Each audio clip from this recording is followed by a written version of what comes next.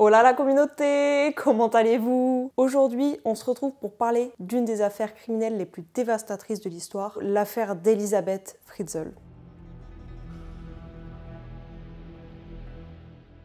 Elisabeth, elle est née le 6 avril 1966 à Amstetten, en Autriche. Elle est la quatrième de 7 enfants de Joseph Fritzl et Rosemarie Fritzl.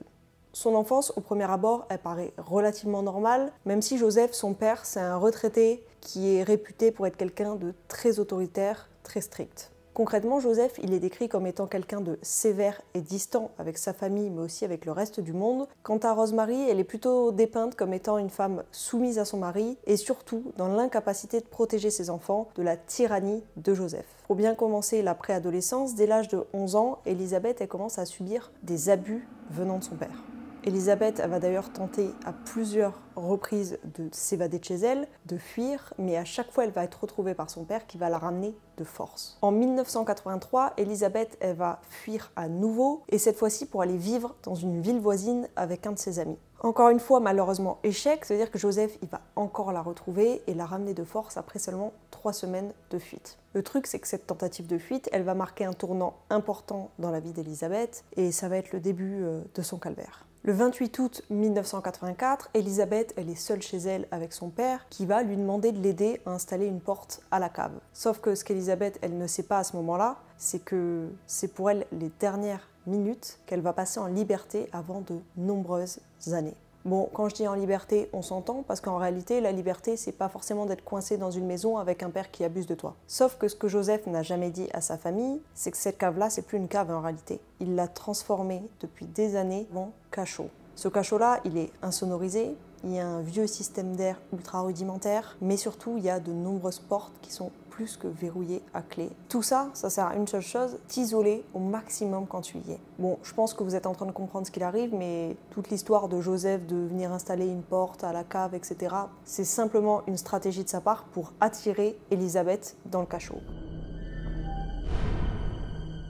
Et c'est là que va commencer son calvaire. Il va la droguer, l'enchaîner et la séquestrer. En sachant que dans ce cachot-là, vous vous en doutez, mais il n'y a aucune lumière naturelle et surtout, on n'a aucun contact avec l'extérieur. Rien du tout, on est complètement seul.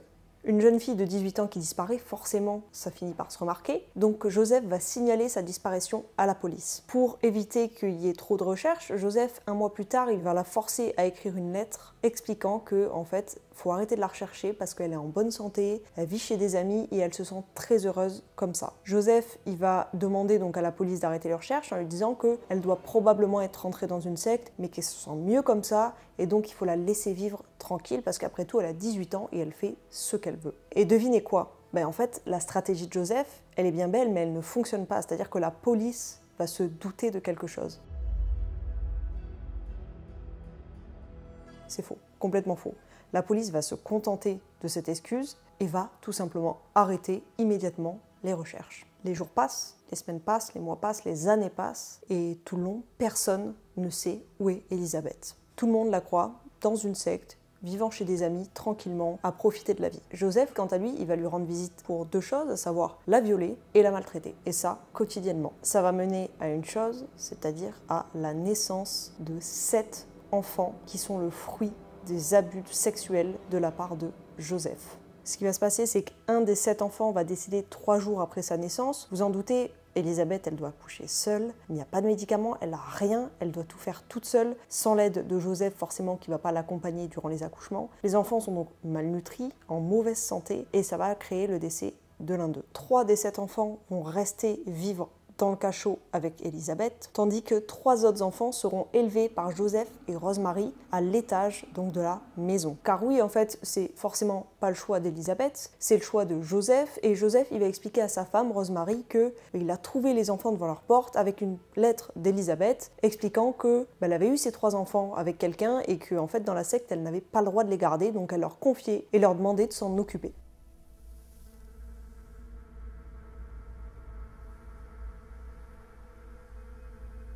Ce que je vous ai pas dit à la base, par contre, c'est que Joseph, il a un passif d'agression sexuelle et surtout, il a fait de la prison. Donc comment a-t-il eu le droit d'adopter 3 enfants légalement? Effectivement, en 1967, Joseph s'est introduit dans la maison d'une infirmière de 24 ans dont le mari était sorti pour l'agresser et la violer en tenant un couteau et en la menaçant de la tuer si elle criait. Il a également été cité comme suspect dans une affaire de tentative de viol d'une jeune fille de 21 ans et il était surtout connu pour exhibitionnisme. Pour cette affaire de viol de l'infirmière, Joseph a été arrêté et il a surtout purgé une peine de 12 mois de prison sur une peine initiale de 18 mois. 12 mois de prison pour avoir violé quelqu'un, pour l'avoir agressé, traumatisé à vie, avoir tenu un couteau, 12 mois, je ne sais pas si vous avez entendu, 12 mois de prison. 12 mois genre de la merde. Pour couronner le tout, en Autriche, la loi impose qu'au bout de 15 ans, ton casier judiciaire soit effacé. Donc vous en doutez, mais 25 ans après tout ça, plus de casier en fait. Du coup, quand il a demandé à adopter les enfants, personne n'a découvert son passé criminel. Pour vous résumer les choses, les conditions dans le cachot sont épouvantable. Les enfants là-bas, ils n'ont jamais vu la lumière du jour, la lumière naturelle. Ils respirent extrêmement mal et ils n'ont pas du tout d'air frais dans ce cachot-là. Ils sont privés de toute forme d'éducation, de socialisation. Bref, des années horribles, même si Elisabeth fait de son mieux. Pour couronner le tout, la question de la nourriture, c'était une réelle source d'angoisse pour tout le monde parce que Joseph, il leur amenait quand il le souhaitait. C'était pas de manière régulière, mais surtout, c'était en quantité largement insuffisante. Il n'y a pas de soins médicaux, les enfants souffrent de malnutrition, pas d'air, pas de lumière. C'est un véritable calvaire, mais surtout c'est impossible de grandir correctement pour ces enfants. Je crois qu'arrivé à ce stade, on se demande tous pourquoi ils n'ont pas essayé de fuir, pourquoi à un moment donné ils n'ont pas essayé de prendre le dessus sur Joseph et de courir. Mais en fait, Joseph c'était un grand manipulateur. Il leur faisait par exemple croire que des gaz toxiques étaient dans tout le cachot et que s'ils tentaient de fuir, tout simplement ils s'activeraient et que tout le monde mourrait. Il jouait donc sur leur peur, mais il jouait aussi sur leurs espoirs. Il leur disait que si tout le monde se tenait correctement, il finirait par les libérer. Forcément, il ne tenait jamais parole.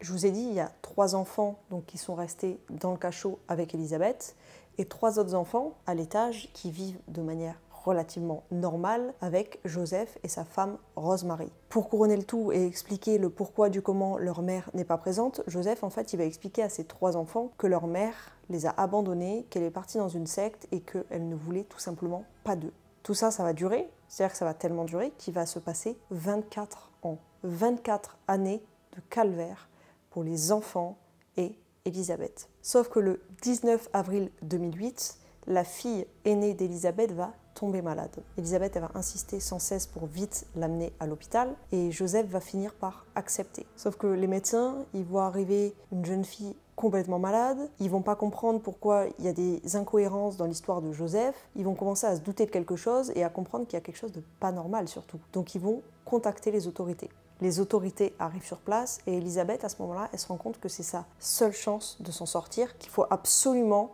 qu'elle raconte la vérité aux autorités, parce que si elle ne le fait pas et qu'elle repart de cet hôpital, elle n'aura probablement plus jamais cette chance. Elisabeth, elle va donc tout avouer aux autorités en leur expliquant surtout qu'il y a ces autres enfants coincés encore dans le cachot et qu'il faut qu'ils aillent absolument les libérer. C'est donc le 26 avril 2008 qu'Elisabeth et ses enfants sont enfin libre. En mars 2009, suite à ça, Joseph il va forcément être arrêté. Il va donc être accusé de viol, inceste, séquestration et homicide par négligence concernant l'enfant qui est décédé du coup 3 jours après sa naissance. Il va donc plaider coupable à tous les chefs et va être condamné pour la prison à perpétuité dans une prison autrichienne. C'est une affaire qui va se faire entendre forcément dans le monde entier, mais surtout les gens vont se poser la question de comment personne de l'entourage ne s'est rendu compte de ce qui se passait. Qu'est-ce que faisait par exemple Rosemary, la femme de Joseph, la mère d'Elisabeth, la grand-mère des enfants? On ne parle pas là d'une courte période d'1 ou 2 mois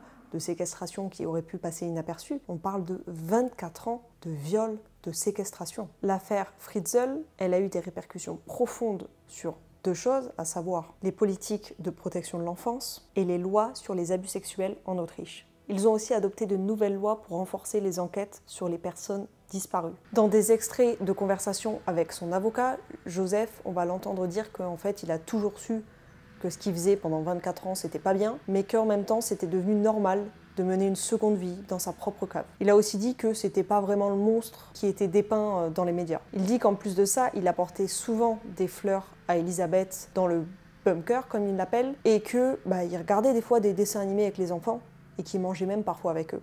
Donc ça va quoi. Et la raison profonde de tout ça, pourquoi alors selon lui, il a enfermé Élisabeth. Pourquoi il a fait tout ça au départ? C'est tout simplement parce que Élisabeth, en fait, elle écoutait rien. Elle suivait plus aucune règle de la maison et ça ne lui convenait pas. Donc il s'est senti obligé de la couper à 100% du monde extérieur. La question, vous savez, donc je vous parlais tout à l'heure de « mais qu'est-ce que faisait Rosemary ?» Ben en fait, rien du tout, parce qu'elle dit avoir tout ignoré de A à Z. Jamais rien avoir senti, jamais rien avoir entendu, rien vu de tout ce que faisait son mari. Elle dit que tout ça, c'est son mari après tout, c'est pas elle.